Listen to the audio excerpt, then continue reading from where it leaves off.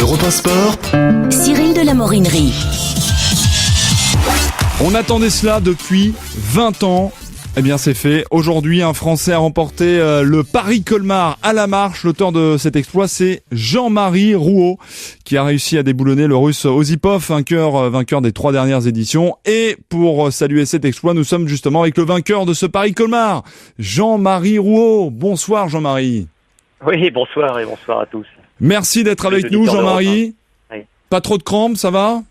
Les crampes, non, c'est pas les crampes, c'est des complications musculaires. J'ai les pieds usés, tétanisés, j'ai la tête ailleurs, dans les étoiles, à la fois dans les étoiles, mais à la fois encore un peu dans la douleur. C'est pas simple. Et on sait au départ, c'est une épreuve difficile, historique en France. Et voilà, on va le faire.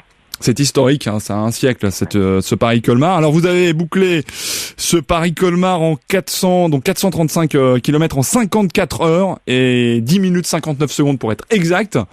C'est quand même un super temps, vous devez être fiers là aujourd'hui. Vous avez encore la tête dans les étoiles, mais vous avez peut-être le temps un petit peu de réaliser maintenant. Ouais, moi je vais commencer à réaliser maintenant. Bon, ça y est, c'était hier, c'est pas loin. Non, il faut réaliser, il faut prendre un peu de temps. Le temps, le chrono, c'est pas la chose la plus importante en fait.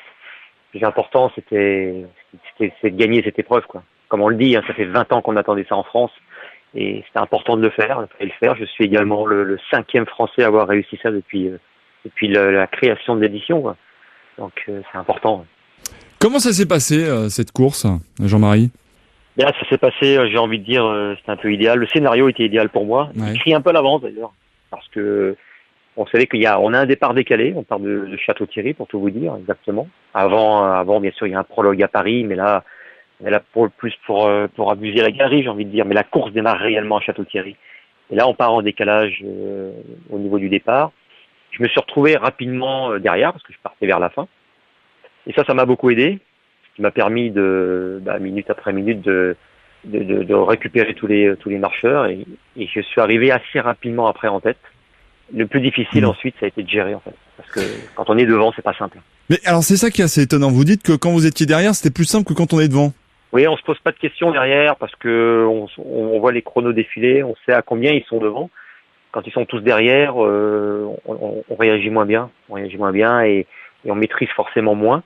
Et on n'est pas à l'abri Le problème, c'est que devant, voilà, les gens disent ça y est, c'est fait, c'est gagné. Donc on a des moments où on se dit ça y est, l'euphorie va nous prendre. Et il faut pas se déconcentrer parce que c'est une épreuve tellement difficile et qui peut arriver des pépins à tout moment qu'il faut rester vraiment sur le qui-vive en permanence. Et c'est ce que j'ai fait d'ailleurs avec l'avantage d'avoir une grosse équipe avec moi. Il faut savoir que j'ai 17 personnes autour de moi pour m'accompagner. 17 ? Des rôles, ouais, bien sûr, avec des rôles bien précis. Ah oui, c'est une entreprise là, Jean-Marie là. Ouais, mais oui, c'est exact. Et ce que je leur dis, je leur avais demandé, c'est des gens que j'ai sélectionnés, que j'ai formés. Je leur ai demandé d'être des vrais professionnels. Et là, ils avaient un rôle à jouer. Ils l'ont fait correctement et ça nous a permis moi de marcher, c'était simple. Finalement, dans l'histoire, moi dans l'équipe, j'ai le rôle le plus simple. C'est simplement à mettre un pied devant l'autre, ce qu'il faut se dire. Moi, c'est ce que je leur disais. Moi, vous inquiétez pas, je pose mon cerveau, moi, à Paris. Je récupère à Colmar. Entre-temps, je compte sur vous. Et voilà, on a fait un bon travail. Ils font quoi ces 17 personnes ? Qu'est-ce qu'elles font ? Ils font quoi ? Il y a déjà à côté de moi un suiveur en permanence, toujours quelqu'un en vélo qui m'accompagne. Ça me permet déjà de pas me tromper d'itinéraire, la nuit, le jour, on est à l'abri de rien.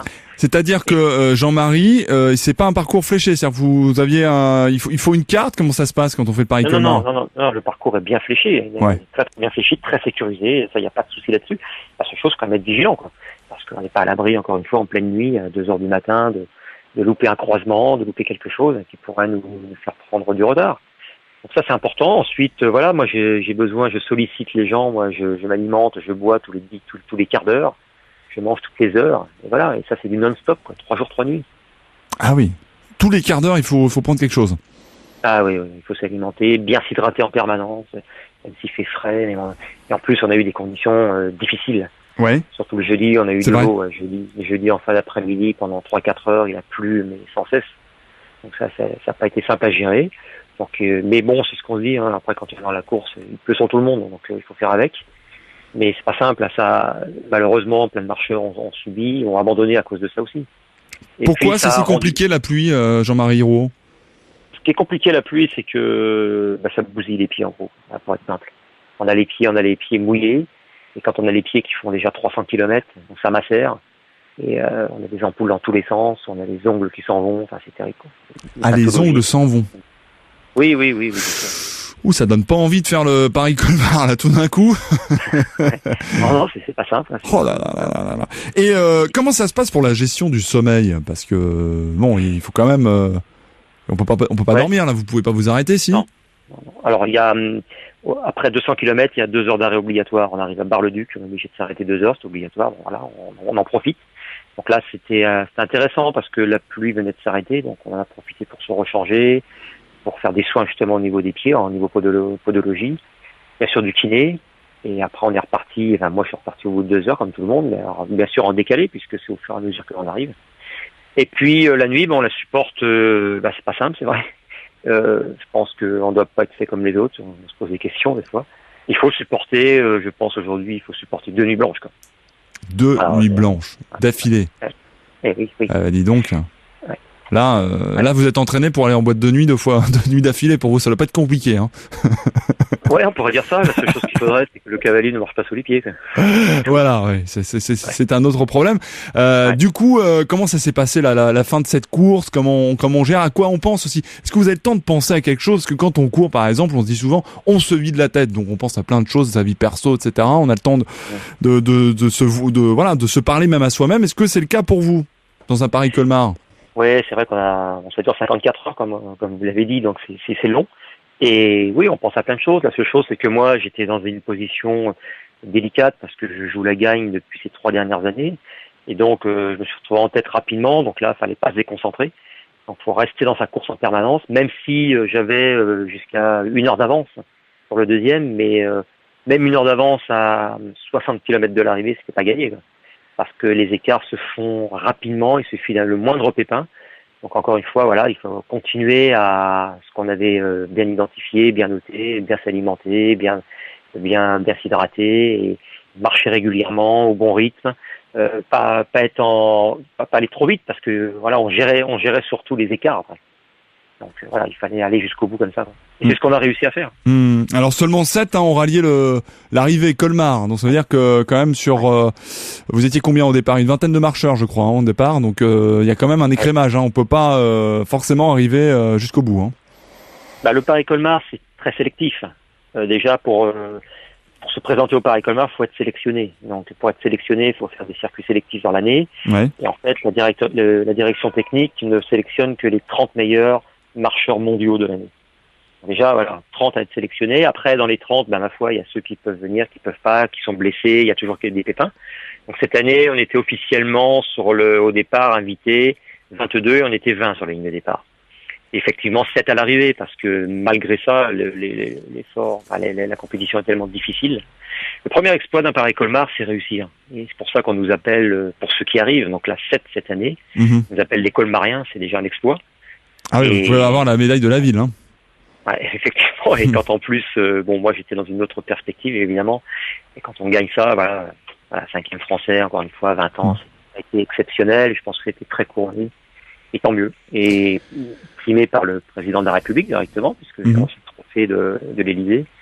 Et ça, c'est quand même assez important. Ah oui, le président de la République vous remet le trophée. Oui. Ah oui, c'est pas rien. À l'Élysée, vous allez à l'Élysée, c'est prévu? On me l'a remis aujourd'hui par l'intermédiaire du préfet d'Alsace. Mais effectivement, c'est une épreuve, ça se sait pas, mais en fait l'Élysée remet 2 trophées dans l'année au vainqueur du Tour de France et au vainqueur du Paris-Colmar. Paris-Colmar est une épreuve historique en France depuis 1925 et c'était une épreuve que Émile Antoine avait mis sur place à la fin de la Première Guerre mondiale pour libérer un peu l'Alsace de l'Allemagne. Donc c'est pour relier l'Alsace à l'Allemagne et cette épreuve a perduré, qui a été pris en compte par le journal L'Équipe, par l'association du Tour de France, et maintenant par une nouvelle association qui s'appelle l'association de Paris-Colmar à la marche. Une nouvelle association, on est en train de relancer effectivement cette épreuve pour qu'elle redevienne médiatisée comme elle l'était à une certaine époque. Je crois que mon collègue d'ailleurs Hervé Bride a participé à l'élaboration de ce Paris-Colmar, nouvelle formule, on va dire. Absolument, Hervé, ouais, c'est un adepte maintenant du Paris-Colmar. Par rapport à un ultra-trail, pour résumer ce que c'est par exemple, vous savez qu'à Chamonix, on a cette compétition, il suffit d'être un super compétiteur, donc c'est des dénivelés positifs, c'est plusieurs jours au travers de plusieurs massifs, de nuit comme de jour. Par rapport à un ultra-trail, parce que ça se développe beaucoup, quelle différence entre un Paris-Colmar et un ultra-trail ? C'est différent. Pour tout vous dire, j'ai fait 3 fois l'ultra-trail du Mont Blanc, j'ai fait le marathon des sables dans le désert, j'ai fait le défi du Chaude dans le désert. Ouais, parce que j'ai une grosse carrière de course à pied. Ah oui, c'est des préparations différentes. Ouais, et c'est difficile, hein, le TMB est très difficile. Il est difficile, rendu difficile bien sûr par son dénivelé. Pas trop par la longueur. Hein. Ouais, mais par les montées, parfois il fait très mauvais aussi, ça peut arriver, donc c'est pas facile. Avec le froid, la nuit. Sans être indiscret, on gagne de l'argent quand on est coureur comme vous, quand on gagne le Paris-Colmar, on peut vivre de ça ou il faut travailler à côté? Non, on gagne rien, on fait pas ça pour ça, sinon je ferai autre chose, je ferai un autre sport. Et non, l'UTMB, moi je suis arrivé 5e de la CCC, je gagne rien. Je fais. C'est quand même dommage, c'est étonnant, non? Parce que c'est quand même un exploit. Mais bien sûr, mettez un footballeur, n'importe lequel, il réussit pas. Bon, en même temps, vous, j'imagine qu'au foot, c'est peut-être pas forcément votre truc, mais voilà, il faut quand même une vraie préparation, quoi. Ouais, c'est un peu la démesure. Moi, c'est ce que je dis. Bon, je suis également entraîneur en athlétisme. Ce que je dis, dans le foot, on fait 2 passes décisives, on est un héros, quoi. Facilement, en course à pied, en vélo, dans les sports individuels, en natation, c'est difficile. Ouais. Et malheureusement, on avance, on gagne des courses, on se prépare beaucoup plus, mais on gagne rien. Mais c'est vrai qu'on fait pas ça pour l'argent. Le Paris-Colmar, là, pour tout vous dire, je rentre avec une voiture d'une valeur de 10 000 euros pour la ligne, quoi. Ouais, donc c'est vrai que c'est pas énorme. Enfin, c'est toujours ça de prime. Enfin, quand on se prépare, parlez-nous de cette préparation justement, parce que bon, les gens qui nous écoutent se disent c'est quand même sympa, ils gagnent une voiture, vous vous rendez compte? Oui, mais derrière il y a des efforts, Jean-Marie. Il y a beaucoup d'efforts, beaucoup de travail. Oui, il y a beaucoup de sacrifices, beaucoup de temps de passer. Ça c'est pas par hasard. Encore une fois, comme c'est il y a une sélection, comme je disais, hein, on est 30 meilleurs mondiaux à se présenter. Donc après, il faut vraiment se préparer. Ouais. C'est des semaines. Alors pour ceux qui connaissent, moi je suis monté à 160 km d'entraînement par semaine. Je me suis entraîné en France. Je suis allé en Russie également avec les meilleurs mondiaux de la discipline pour m'entraîner avec eux. Parce que voilà, c'est eux qui remportaient tous ces trophées depuis ces 20 dernières années. Donc c'était pas par hasard non plus. Donc je suis allé voir sur place. Et puis après, on passe beaucoup de temps. Et puis voilà, on monte une équipe. Et on a des partenaires derrière. Partenaires importants, parce que sans partenaire on fait rien. Oui, qui vous soutiennent, et ça c'est vrai que c'est important. Juste pour terminer, vous faites quoi dans la vie du coup? Parce que vous avez un boulot, non? Eh oui, forcément, puisque je ne gagne pas d'argent avec ça, bien sûr. Alors, je travaille dans une belle entreprise, qui s'appelle Siemens, j'en suis fier. Ouais. Et voilà, et donc une grosse entreprise qui me soutient, qui m'aide également, et donc c'est important. Mais tout ça c'est bénéfice pour tout le monde, hein. Tout le monde en profite, et tant mieux. Bon soin de pied.